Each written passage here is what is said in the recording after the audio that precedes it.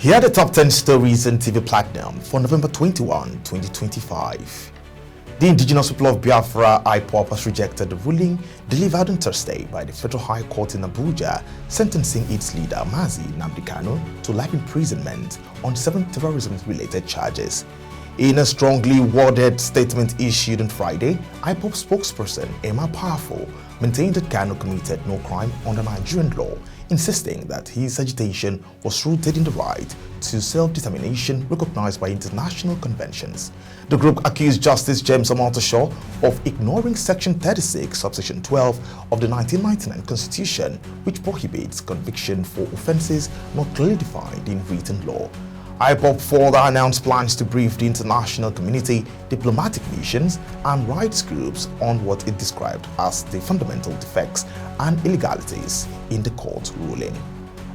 There is heightened tension in Niger State after terrorists stormed St. Mary's Catholic School, a Catholic institution in Bapiri community, Agwara local government area, launching a midnight attack and abducting an unspecified number of students and staff. While details remain sketchy, multiple sources confirmed that several students were taken away during the raid. Community members described widespread fear as families anxiously await official updates. A church official in the state disclosed that the school was still trying to account for students and personnel as of Friday morning. Human rights lawyer and political commentator Malcolm Omirabo has criticized Nnamdi Kanu's sentence, saying it exposes the existence of a dual justice system in Nigeria, one that punishes some swiftly while shielding others accused of equal or more serious offenses. Omirabo argued that while Kanu has been arrested, tried and convicted, Islamic cleric Sheikh Ahmed Gumi, who has been seen engaging with bandit groups defending their actions publicly and speaking on their behalf, has not faced interrogation or charges.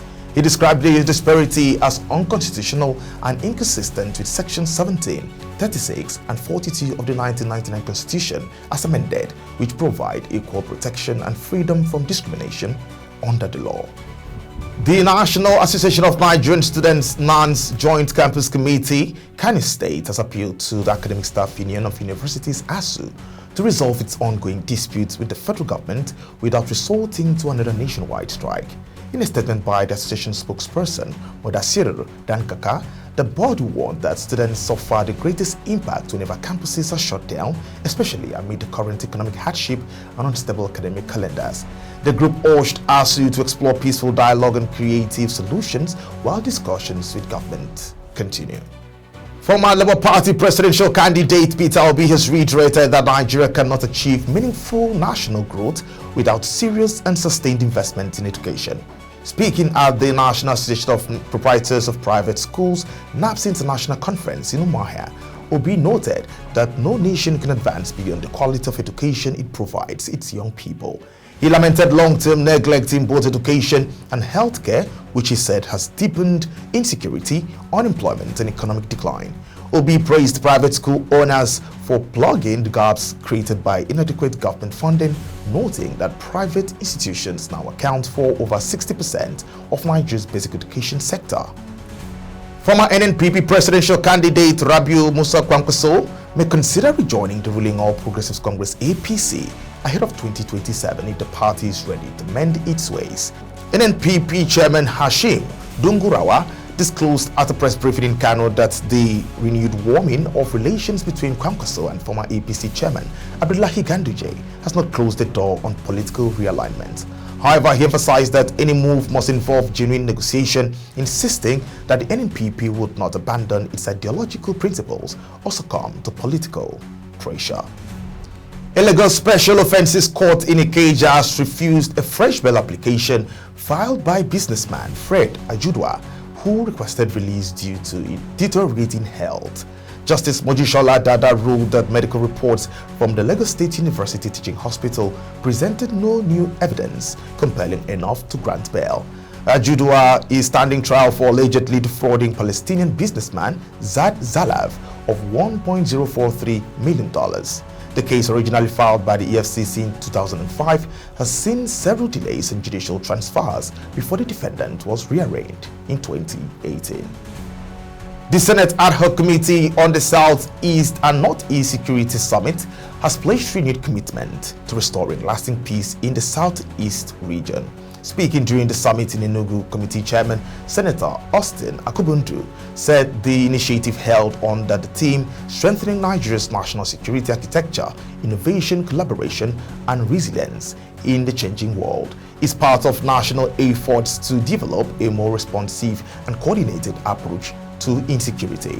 He assured residents that security agencies and lawmakers are working closely to reduce violence and restore normalcy.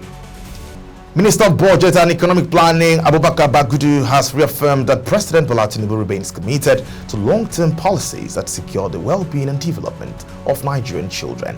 Speaking during the UNICEF's World Children's Day event in Abuja, Bagudu said the president is focused on sustained investment in childhood development despite the challenges posed by economic distress and intensifying insecurity. First Lady Oluremi Tinubu also emphasized that respecting children's rights is essential to building a fair and compassionate society. The statement come amid national concern after the abduction of female students from a secondary school in Kebbi State. Divisions emerged on Thursday as the U.S. House Foreign Affairs Subcommittee on Africa held a hearing on President Donald Trump's redesignation of Nigeria as a country of particular concern over alleged escalating attacks on Christians. Trump had threatened that the U.S. military could intervene, guns blazing, to wipe out Islamic extremist groups responsible for mass killings. At the hearing, senior bureau official Jonathan Pratt and Deputy Assistant Secretary Jacob McGee faced intense questioning from lawmakers on U.S. policy options, including targeted sanctions, humanitarian aid, and closer cooperation with Nigerian authorities. Witnesses, lawmakers, religious leaders, and policy experts offered sharply contrasting perspectives on the state of religious freedom and government responsibility in Nigeria. And those are your top 10 stories on TV Platinum. Do not forget to like, share, and subscribe to all our social media platforms for more news updates. Thank you for watching. I am God's gift, Julius. See you again.